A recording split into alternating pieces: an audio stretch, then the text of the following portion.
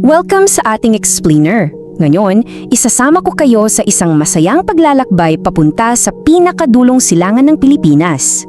Pinag-uusapan natin dito ang isang nakakamanghang probinsya na may mga dambuhalang talon, nakakasilaw na white sand beaches, at ang mismong lugar kung saan unang humahalik ang sinag ng araw sa lupain ng Pilipinas. Oo, tamang iniisip nyo. Ito ang Davao Oriental.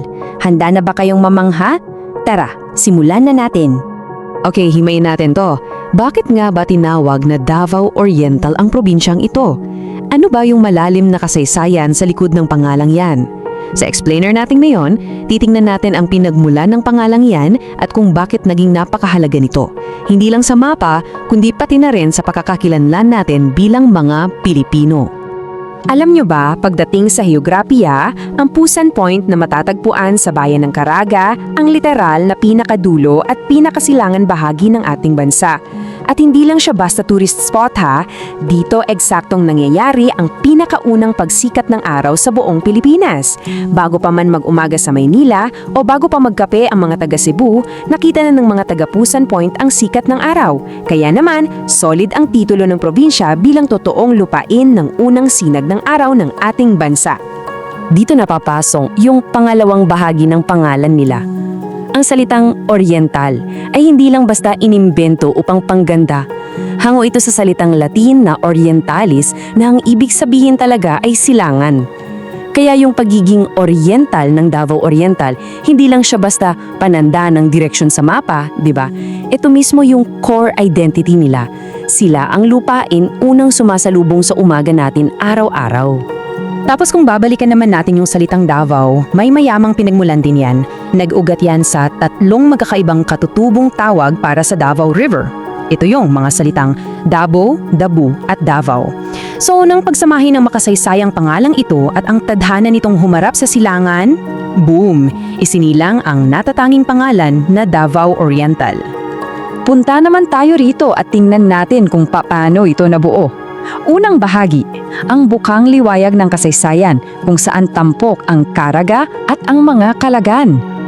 Kung titingnan natin yung timeline nila, napakalawak ng naging paglalakbay ng probinsyang ito. Alam nyo bang noon pa mang 1591, yes, ganun katagal, na itatag na ang mga misyong Kastila sa Caraga. Kaya isa ito sa pinakamatandang pamayaman sa buong Mindanao. Napakahabang kasaysayan ang pinagdaanan nila bago pa man sila opisyal na maging isang hiwalay at malayang lalawigan noong Mayo 8, 1967 sa bisa ng Republic Act No. 4867. Ngayon, ang talagang nakakawili sa slide na to ay ang napakalalim na pinangmula ng pangalan ng bayan ng Caraga. Ayon sa kasaysayan, hango ito sa salitang kalag. At grabe, napakaganda ng ibig sabihin nito, kaluluwa o espiritu. Ibig sabihin lang yan, isa sa pinakamatandang bayan ng Mindanao ay nakaugat mismo sa napakalakas na espiritualidad at koneksyon sa kaluluwa ng mga tao doon. At dahil nga sa salitang kalag na yan, yung mga orihinal na naninirahan sa lupaing ito ay nakilala bilang mga kalagan, na literal na nangangahulugang mga tao ng kaluluwa. Hindi lang to basta label ha, dinidescribe talaga nito yung karakter nila. Sila yung mga taong sobrang tapang, may matibay na baninindigan at may napakasiglang espiritu. Sila talaga yung nagbigay ng buhay at kaluluwa sa probinsya mula pa noong unang panahon. Habang lumalaki yung populasyon at umuunlad ang ekonomiya, yung kapisera nilang Mati ang naging main commercial hub sa Eastern Coast. At parang yung Caraga, ang pangalan ng sikat na lungsod na ito ay konektadong-konektado rin sa kalikasan nila. Mula ito sa salitang Mandaya na Maati, na ang ibig sabihin ay yung mabilis na pagkatuyo ng tubig sa mga lokal na sapa at ilog. Makikita mo talaga kung paano nakababad yung pamumuhay ng mga sinaunang tao sa paligid nila hanggang sa ipangalan na nila rito ang mismong sentro nila. Mula sa makasaysayang bukang liwaway na yan, lipat naman tayo sa masigla at nakakasilaw na liwanag ng araw. Ikalawang bahagi, ang masiglang araw, kung saan tatalakayin natin ang kanilang buhay, na kultura at mga walang katulad na likas na yaman. Siyempre, ang Davao Oriental ay ipinagmamalaking tahanan ng mga katutubong Mandaya na may super mayamang sining at kultura. Isa sa pinakasikat dito ay yung sining nila ng paghabi ng tinatawag na dagmay. Ang makulay na telang ito ay matiyagang hinahabi gamit ang mga matitibay na hibla ng abaka. Pero alam nyo kung ano ang talagang mind-blowing dito? Yung mga napakakomplikadong disenyo sa bawat tela ay purong nakabatay lang sa mga panaginip ng mga manghahabi at sa mga nakikita nila sa kalikasan. Literal na ginagawa nilang sining yung mga pangarap at panaginip nila. At ito ay malinaw na nagpapakita kung gaano kakaiba at ka-extreme ang kalikasan sa reyong ito. Dito nyo matatagpuan ang napakagandang Mount Hamiguitan. Guys, hindi lang to basta bundok. Ito ang kaisa-isang UNESCO World Heritage Site sa buong Mindanao. Sikat na sikat ito dahil sa tinatawag nilang Pygmy Forest o kagubatan ng mga bansot na puno.